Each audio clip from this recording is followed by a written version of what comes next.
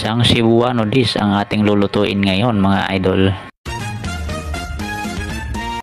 Okay, meron tayo ditong balat ng baka at saka yung pata ng baboy. Banlian muna natin sa tubig mainit para maalis ang kanyang dumi. Hahanguin at linising mabuti. Nagpainit ako ng mantika at i-fry ko muna ang saging kasi maglalagay tayo ng saging dito sa ating balbacoa. So pag nag-brown na siya, hanguin din naman natin tapos umpisa na tayong mag-isa. Naglagay tayo ng sibuyas at saka bawang.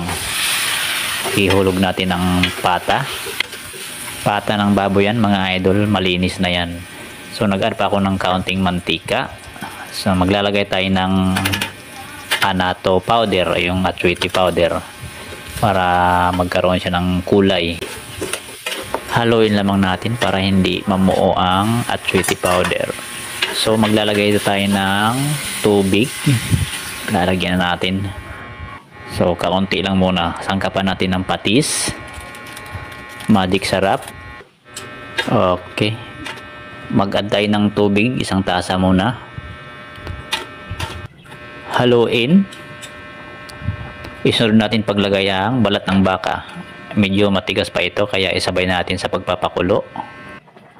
Maglagay tayo ng saffron o yung kasubha, Spanish paprika, tsaka black pepper, yung pulbos. Haluin at isimmer natin siya ng mga 45 minutes hanggang 1 hour.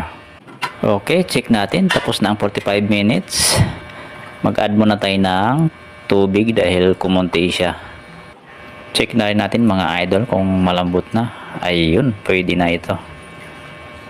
So habang inihintay natin na mga ilang minuto at lumambot na ito, maglalagay na tayo ng pork and beans.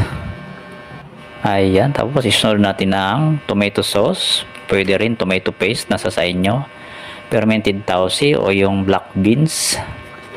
Okay, tapos isang mailap na halo. Yung pinaritong saging, isunod na natin. Ceiling green, lagay natin sa ibabaw, huwag na nating pisain. Haluin at takpan ulit. So ito, check natin ulit. Dahil malambot na nga, maglalagay na tayo ng kaunting palapot lang. Huwag lang naman sobrang dami. Okay, kunting-kunti pa. Hayaan muna natin ng mga ilang minuto para mas malambot, mas mag-blend din ang lasa ng ating balbacoa.